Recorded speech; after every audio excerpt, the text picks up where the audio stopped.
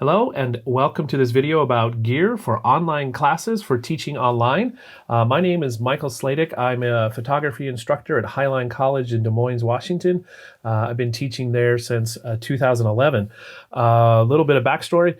I originally taught the class as a face-to-face in-person class, and about a year ago moved to hybrid, which was half online pre-recorded video and half face-to-face.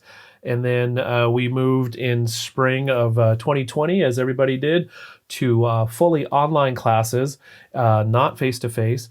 And originally, the spring quarter, we did that via Zoom. So asynchronous, so we met at a specified time, and I presented it just pretty much like I do with the face-to-face class. And then summer quarter moved to fully online asynchronous, which means videos were pre-recorded. Students can watch at their own time. Videos were released on Sunday for the following week. So I've kind of taught all the modalities that's possible, I think. Maybe there's hand puppets or flannel graphs or something I haven't done yet. But I wanted to share in this video kind of a quick overview of the gear that I've learned to use to make this all happen. And first of all, let me say this. Take a deep breath. Wherever you are in the process, take a deep, deep breath and know that you can ask for help. Maybe there's an IT department at your school. Maybe there's other instructors or teachers you know who are more tech savvy. You're an expert at what you teach, but probably not an expert at all the gear and stuff that goes with this new online thing we're living with. You can also, for sure, ask me questions. If you want to drop a note in the comments below or send me an email to msladekphoto.com, I will be glad to reply and give you what help I can online, and we'll see where we go. But please do ask for help. I'm pretty sure that one of the first things we all say in class to our students is ask for help when you need it. So don't forget that lesson for yourself. All right, let's get started. And where do you get started with all this? Good question. As a photographer I follow named Zach Arias says, when you're not sure where to start somewhere. So that's going to be my best advice. Don't stress too much about the gear. There's a new vocabulary you'll learn. It's overwhelming. There's so many possibilities. I think the first thing I hope you start with is the space. So find a space where you're going to be doing either your recording or your online classes, and that can be set up, hopefully, and left. One of the major things for me, at least, when I'm doing stuff is friction. So if I have to reset up all my lights and set up microphones and do everything, I just hesitate to do it, and I want to do something else. And I don't bring my best game to it because I've spent a half an hour getting ready to do the thing I need to do. So if you can, find a space, create a space where you can leave things set up. I've been blessed that I have a third bedroom in our condo here that I can dedicate to this purpose, as well as my office. So there you go with that. And let's start with thinking about how you can use what you already have. How you can use what you already have. So you've probably already got a phone and or a laptop. And those will work well, surprisingly well, for creating online content. They're the tools you already know how to use, especially a phone. They have really good video cameras. Laptops, at least on the Mac side, their video cameras are what we technically called poo. They're craptacular, but they work. They work. So here's what you need when you have these. So you're going to be presenting or recording with your phone or your camera. Okay? The main thing you need to do, if you do nothing else, is get them up to eye level. You don't want to be looking up and people looking up your noses. It just distorts your face. It makes it hard for people to see you. I have my camera I'm recording with literally at my eye level. So for a phone, they make there's small tabletop tripods you can get, and then little adapters for your phone to mount them to the tripod.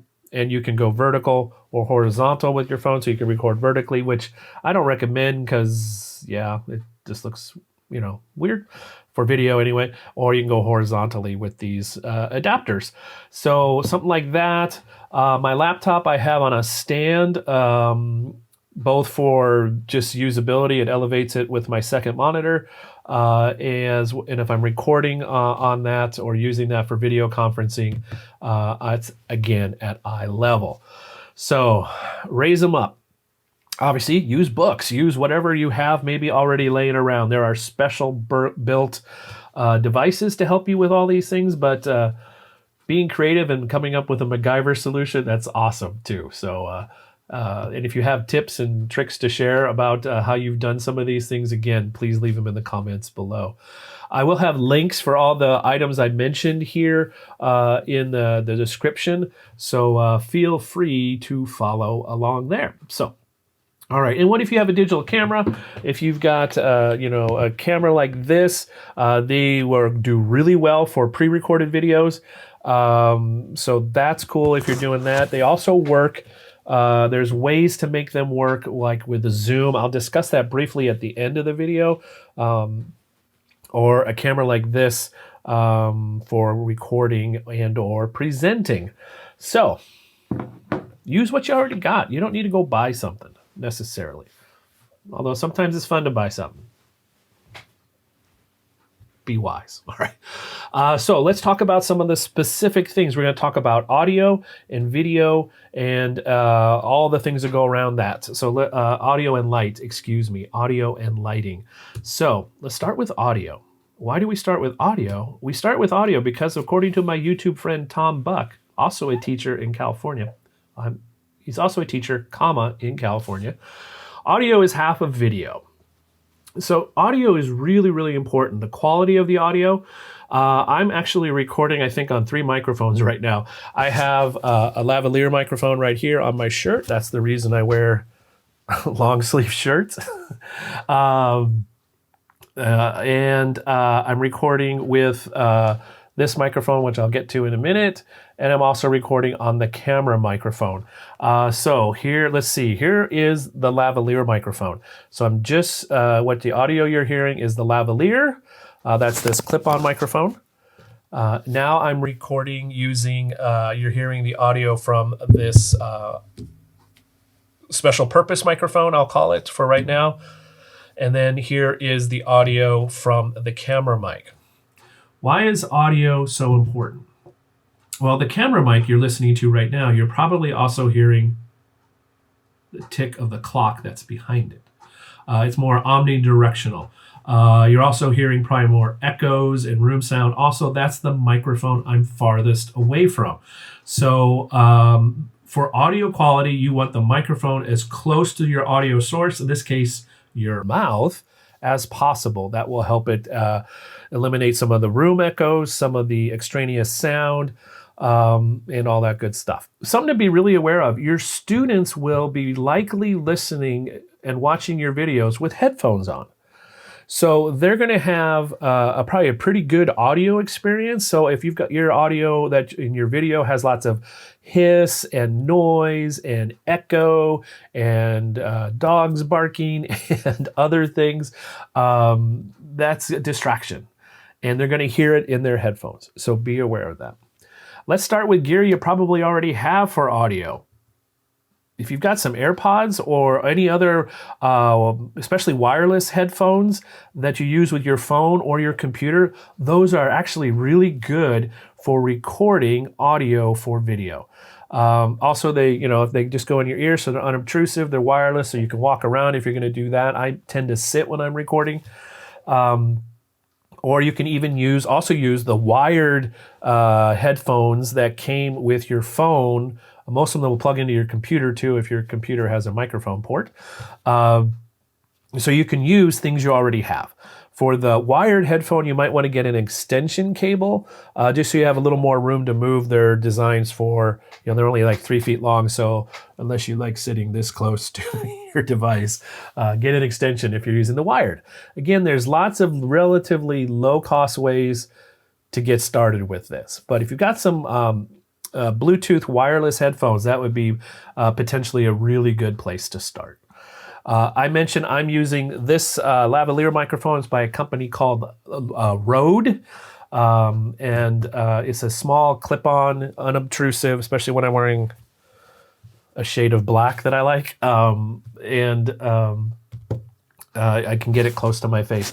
The additional thing I have with mine, I have a wireless transmitter and receiver that I have clipped to my, the transmitter is clipped to my shorts I'm wearing that you can't tell because I'm sitting down. Always wear pants though. Remember, always wear pants.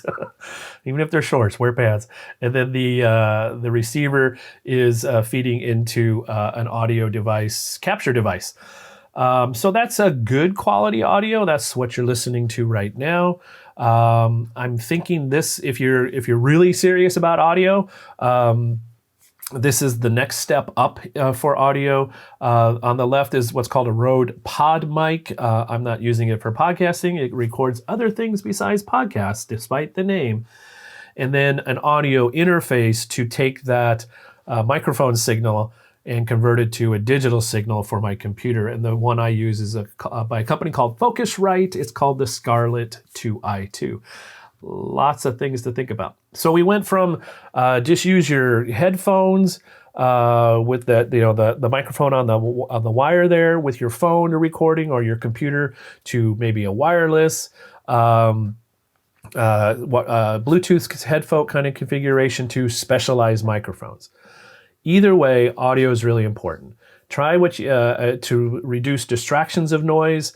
For example, I don't record on Thursdays where I live because that's lawn mowing day. So mornings through mid-afternoon, it's lawnmower noise. But if noise happens, there's an unexpected noise, roll with it and include it with your video if you can, make a joke. Roll with the punches like we have been doing since March. All right, let's talk about light. Light for video has multiple parts. We usually have a main light, some fill light, some accent lights. So let's walk through that. Again, you can start with what you already have. Light is kind of cool in that it doesn't have to be fancy. I mean, you can use a desk lamp and or your living room lamp or whatever other lamp you already have. A practical light, they're called when we're in video land. You can use a practical light as your main light. Okay. It might make light that has harder shadows, which may not make you look as happy as you really are. So a solution to that would be take a light with a powerful bulb, maybe bounce it off if you have a white wall or a white bed sheet, or there's lots of ways to diffuse the light to make it softer, which is generally more attractive on this.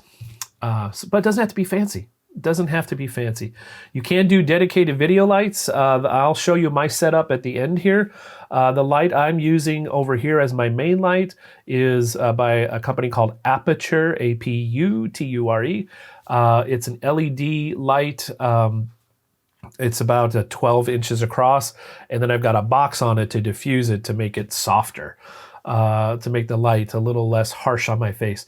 On the right there is a light by a company called Photodiox. Again, links will be in the description below. And that's an 18-inch circle of light. It's a big LED panel, so it's a softer, glowier kind of light. Those are kind of nice. But you can, come up with a solution that with using existing things you have around the house, hopefully, or that you can get at IKEA. A second light or a fill light. So let me show you what that looks like without it. So I'm going to turn off my fill light. Sure I am. There we are. So that's just with the key light only. And then I turn the fill light on and it fills in the shadows on this side of my face. Again, you can use a practical light, something you have sitting around the house already. Generally, the main light is more powerful. The key light is less powerful. Simple. My second light is also by a company, that same company, Aputure. It's about $90. It's about a 7-inch LED square. This one is 2 colors, so it'll do daylight, warm light, and it'll do cool light as well. And then accent lights. If you've ever watched a YouTube video lately, you'll see accent lights all over the place. I can't point with this. There we go, accent lights. I've got 2 of them in the background. I'll show you what they are in a second, but I'm going to get these soon. These are from IKEA. These little pencil lights, and they go different colors, and I think they look cool, especially for teachers in the background. Just to give a little depth and to your background. Yeah. This is the Aputure light that I'm using in the background here. It's called the Aputure MC. They do multiple colors. They do effects. They're remote controlled. They're pretty cool. Oh yeah, by the way, I meant to tell you on all these things I'm mentioning, here's the reason you might want to do it yourself or use existing devices. The microphones, the lights, and all the other things I'm going to show you just about are back ordered, because everybody is creating content online now, either for podcasts or for classes or for YouTube. So it's hard to find some of these dedicated pieces of gear. I know the microphone, the pod mic is back ordered. These 2 lights are back ordered. Yeah, so use the stuff you already have maybe. All right, let's move on. So that's lighting. By the way, let me just turn the background lights off for a second so you can see what it looks like without those. I also do have a practical light brought to you by IKEA. I have some string lights on my ceiling just to give a little fun. So let me turn the background lights off so you can see what that looks like without it, what a difference it makes. So there's what the background looks like without the light. It's just kind of a gray dark hole back there. Yeah, background lights make a difference. Accent lights, they sound like something optional, but I highly recommend it. Just add a little character, get some Christmas lights, a little something back there, just to give a little something behind you so it doesn't look like you're just presenting in a cave. All right, I'm gonna turn those back on. All right, we're back. So lighting, backgrounds. Speaking of backgrounds, try and create minimal distractions back here.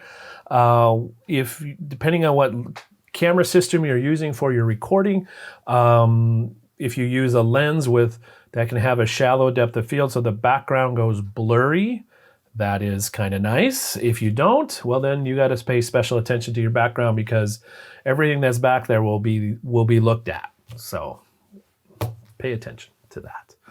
All right, let's talk just a teeny bit about Zoom. And if you're presenting online, synchronous via Zoom or Teams or meetings or any of the other ways you might do that, if you're using a camera like this,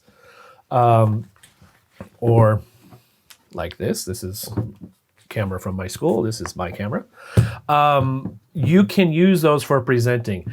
And I recommend it if possible, because the quality, especially if you're used to presenting on a laptop, is so much better, at least from an iMac, a MacBook camera is like I mentioned earlier, pretty terrible. It's a compromise because the lids are so thin. So if you have a camera and can use it, great. You need something to help you do it. You need a piece of hardware that converts your camera signal into USB so that your computer sees it as a webcam. The one I use is called a CamLink by a company called Elgato, and also on back order. They've been on back order for almost since March.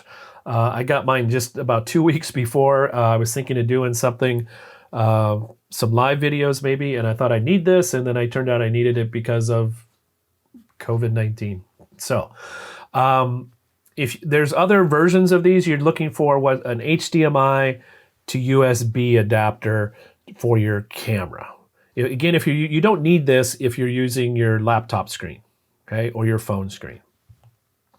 Another way around this, if you have a camera that's called a mirrorless camera, and if you don't know if you have a mirrorless camera or not, look it up. A mirrorless camera is one of the generally newer generations of cameras, and not all of them are mirrorless, but many are. And they have an advantage when it comes to video in that they can just use software to replace that hardware thing that is back ordered. For example, on my Fuji cameras, I could use the software. I lose a couple things, including resolution and some other stuff. And I already had the hardware, so I'm not doing it. So my suggestion is if you have a mirrorless camera that you're going to use for recording or doing Zoom, see if there is software for your camera to convert it to a webcam. So just do a Google search and plug in your camera name and then webcam software, something like that. And that's usually free. So that's the best of all. And it's available right now. It doesn't require any new cables or anything. So you should be good to go with that. So that's a ton of information. Lots of things you've maybe not thought about or is overwhelming. So here's my encouragement again. Take a deep breath. Think about what you already have that you can currently use.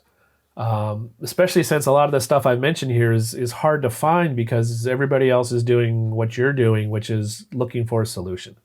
So see if there's a way you can use what you already have that'll reduce the stress, reduce the budget, all sorts of awesome things, and then ask for help. Again, I'm glad to be a resource to anybody out there. If you feel like this video is helpful to other people, please feel free to share it. If you have comments or suggestions, things I missed, things I should add, please add them in the comments below. I wish you the best of luck as you're working on this new normal that we're living with for a bit. And I hope that you have some peace and you find the joy of teaching again. I know for me, I've revamped some things that I should have done a long time ago, and this new modalities helped me do that sooner than, oh yeah, I'll do it next quarter kind of thing. So again, glad to be a resource. I hope this video has been helpful to you. Best wishes to all of you as you do this new normal, and stay safe, stay well, wash your hands, wear a mask, and don't forget to vote in November. Take care.